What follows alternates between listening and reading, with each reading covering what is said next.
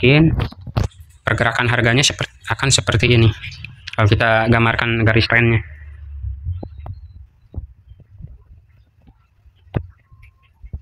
Kemudian itu 11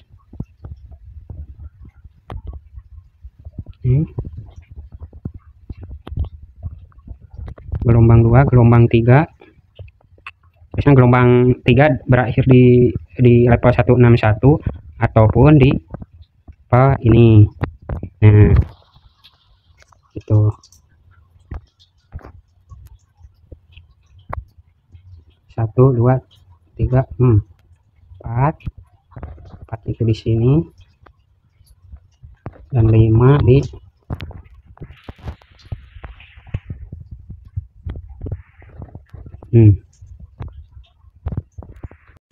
Assalamualaikum warahmatullahi wabarakatuh. Halo sahabat-sahabat Abu Raksa sekalian. Pada kesempatan kali ini saya akan mencoba untuk memenuhi janji ya. Karena pada video sebelumnya saya berjanji akan membahas kembali mengenai pergerakan harga koin Pi Network ini ya. Dimana pada video sebelumnya saya akan membahas ketika harga koin Pi Network ini bergerak melampaui harga 2,2 dolar atau bergerak turun dari 0,1 dolar. Nah, seperti yang kita lihat ini, pada kemarin ini koin Pi Network ini telah berhasil melampaui harga 2,2 dolar ya. Ini sebagai indikasi bahwa koin Pi Network ini ada dalam tren bullish ya. Udah kelihatan di time frame kecilnya dari H4 ke bawah itu sudah kelihatan tren bullish ya. Lalu seperti yang kita lihat kali ini koin Pi Network ini sedang turun ya, dia sedang dalam koreksi harga, dimana kalau ini koin Pi Network ini dalam keadaan bullish, berarti ini dari pergerakan 0,1 sampai di 3 dolar ini bisa disebut dengan motif ya. Kalau dalam madhab Elliott Wave ini disebut motif, dan pergerakan turun harganya itu kita bisa dikatakan korektif ya. Lalu kita motif, korektif, lalu akan kembali membuat motif. Kenapa Abu Raksa bisa yakin bahwa ini korektif ya? Karena time frame besar itu tercipta dari time frame kecil ya. Tidak mungkin ada time frame candlestick monthly atau tahunan, weekly, mingguannya ya, itu tanpa ada candlestick yang terkecil ya, mulai dari per detik, 5 menit, 15 menit gitu. Lalu kita coba top down analisis ya di koin Pi ini. Kita mulai dari monthly. Untuk monthly memang belum terlihat trennya ya, apakah dia bullish atau bearish itu. Tapi kalau seperti yang tadi dikatakan bahwa di time frame kecilnya ini udah terlihat tren bullish. Lalu untuk seperti biasa ya, prosedur kita melakukan trading yaitu kita top down analisis terlebih dahulu. Kita buka di monthly dulu, kita lihat SNR di monthly itu trading range-nya kan dari 0,1 dan dari di resistennya di 3 dolaran.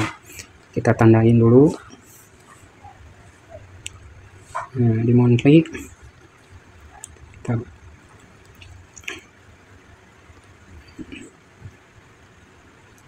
trading range-nya ya di 0,1 sampai 3 ini. Nah, sekitar di sana. Lalu kita lihat di weekly.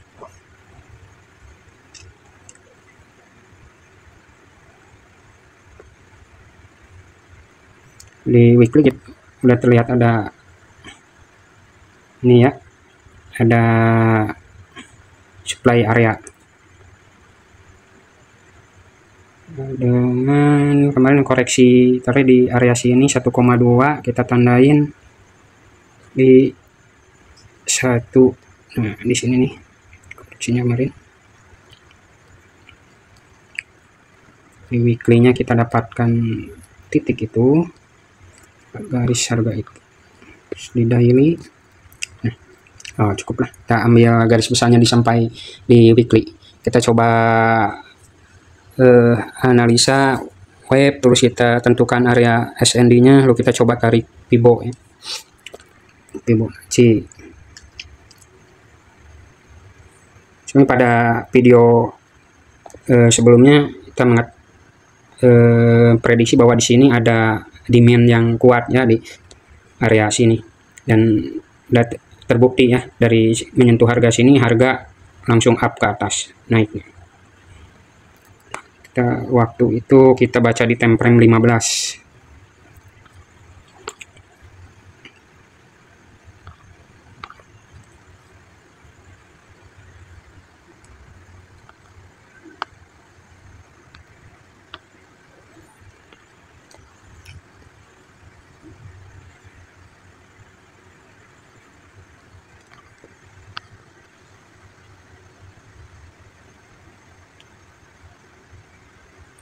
Waktu itu di time frame 15 kita mendapatkan bahwa di sini ada kelihatan demand yang kuat di area 0,5 sini.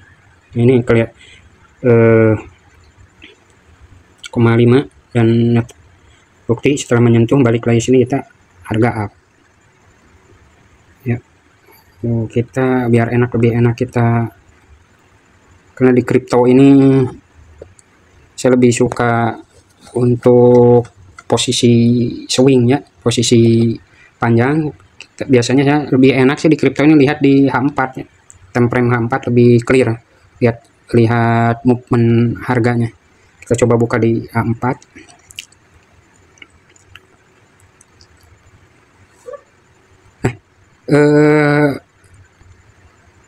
Sebelumnya kan waktu ditarik Fibo, kita coba nih, waktu kita ukur dengan Fibo,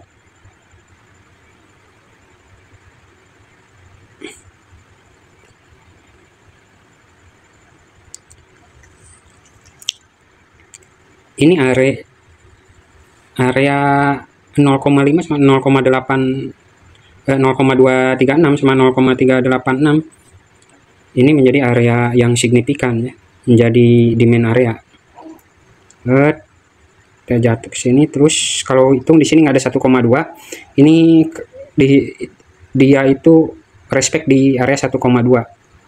Pada video sebelumnya kita prediksi bahwa dia akan ke level 1,6 ya, di 3,4, cuman kemarin tidak sesuai prediksi ya, dia mantul di level 1,2 dan sekarang bergerak turun. Nah, kalau ditarik kembali dia naik sampai sini. Nah, level 0,2 nya itu ada di sini ya, kisaran 0,8 lah, 0,8. Ini area ini tetap menjadi yang seksi ya, area 0,2 ini. Cuman dilihat dari penurunan ini, di sini kelihatan ada brilliant zone ya. Nih, saya tanda ini, ada kelihatan ada brilliant zone. Kotak-kotak bentar. Di sini ada brilliant zone. Bagi teman-teman yang ingin lebih tahu apa itu brilliant zone, bisa dilihat di playlist masterclass ya. Ada di channel kita, ada pembahasan mengenai brilliant zone. Nah, kalau kita bahas dengan madhab brilliant zone ya, ini ada level A, B, C, dan kemudian ini breakout ya ke atas. Dan kalau di brilliant zone, dibahas dengan brilliant zone ini sebagai indikasi bahwa koreksi penurunan ini udah berakhir. Dan kalau brilliant zone ini sempurna atau jadi setup brilliant zone, ada kemungkinan harga P-Network ini akan rebound dari area sini. Di area sini kan ada doji, banyak doji ya. Terus di sininya ada demand area yang cukup kuat. Ada kemungkinan ini akan rebound naik kembali melanjutkan motif gelombang motifnya ya ke atas. Nah, kalau kita hitung biasanya di brilliant zone itu rebound di level 0,5. Kita lihat 0,5 nya di mana.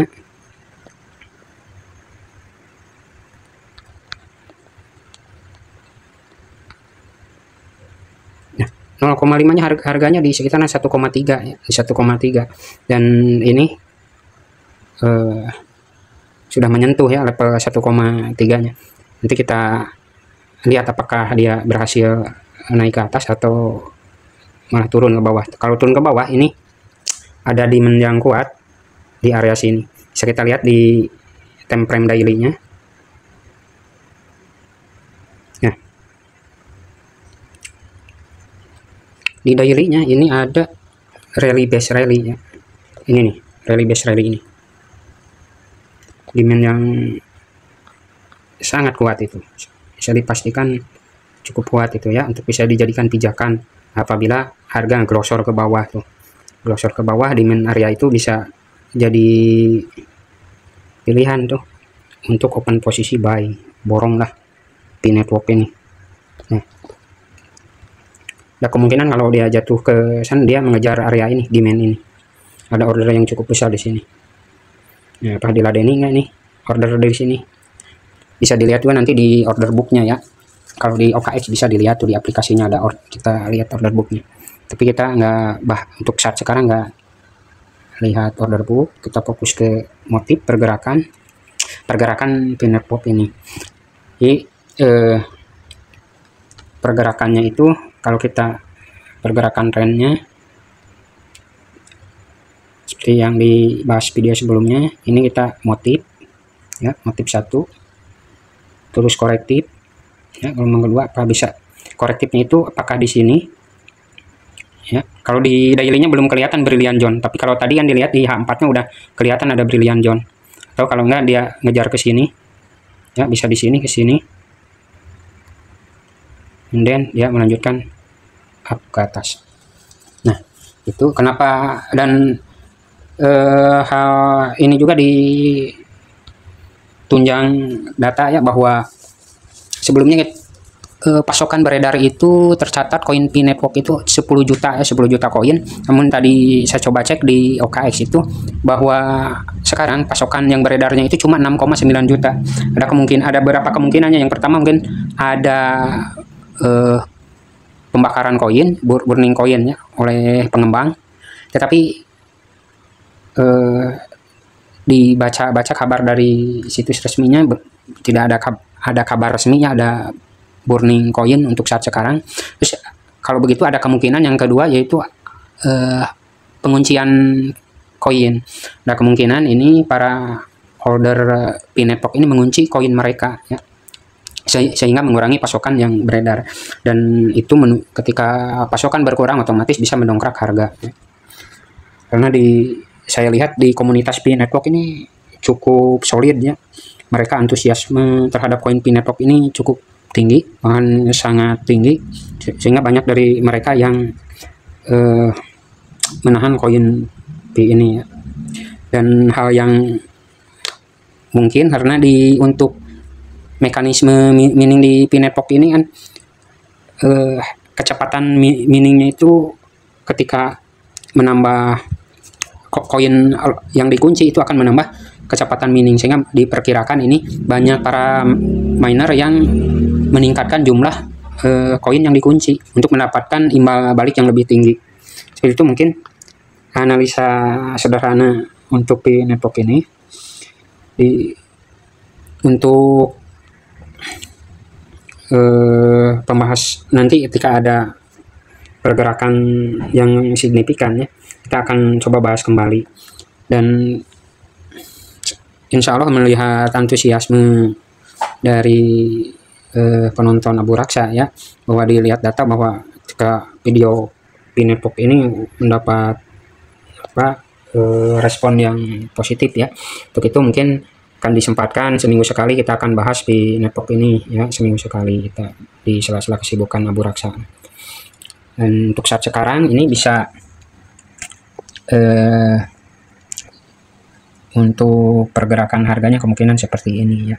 Jadi ada kemungkinan apakah di area brilliant zone, apakah ini akan respect di brilliant zone ini, atau dia mengejar di demand area sini.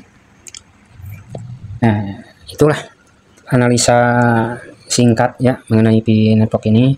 Mudah-mudahan Pinetpok ini menjadi apa, harganya sesuai ekspektasi ya, karena saya juga bahagia karena ternyata di Indonesia ini banyak miner Pinetpok ya, sehingga ketika harganya ini cukup bagus akan banyak masyarakat gitu, saudara-saudara kita yang mendapatkan keuntungan yang banyak. Jadi saya juga nggak ngerti nih, masih ada pro kontra ya. Kalau dilihat ada banyak yang nyinyir masalah Pinetpok ini. Itu padahal kita kan nggak usah sentimen terhadap koin orang lain ya. Toh koin kita juga yang kita pegang tidak ingin harganya anjlok. Itu jadi kita tidak untuk yang suka nyinyir kepada koin orang lainnya ya nggak usah lah. Itu kita harus ikut senang lah kalau lihat aset orang lain itu bergerak bagus ya. Itu. Dan kita juga harus objektif ya, karena analisa-analisa di luaran banyak juga yang tidak objektif. Ada yang melebih-lebihkan, ada juga yang terus mengejek. Bahkan lihat terakhir ada yang katanya tamat koin Pinetpok ini, tapi tidak ditunjang dengan data yang akurat ya. Jadi hal yang tidak bisa dibohongi itu adalah chart yang berbicara arah Pinetpok ini akan kemana, harganya seperti apa. Chart yang berbicara. Kan candlestick ini adalah sebagai indikator acuan kita bahwa Pinetpok ini akan bergerak ke arah mana. Tapi untuk saat sekarang analisa saya mengatakan bahwa Pinetpok ini dalam keadaan bullish. Dia sedang korektif harga, dan setelah ini selesai korektif harga dia akan melanjutkan motifnya untuk bergerak naik ke harga yang lebih tinggi. Ya, itulah teman-teman sekalian. Apabila ada pertanyaan atau apa bisa sempilkan di kolom komentar. Mohon maaf apabila ada kesalahan kata itu atau ada kesalahan dalam penafsiran. Mohon maaf karena mungkin keilmuan saya yang terbatas, tetapi dengan keterbatasan ini Abu Raksa mencoba untuk berbagi lah. Billahi taufiq wal hidayah. Wassalamualaikum warahmatullahi wabarakatuh.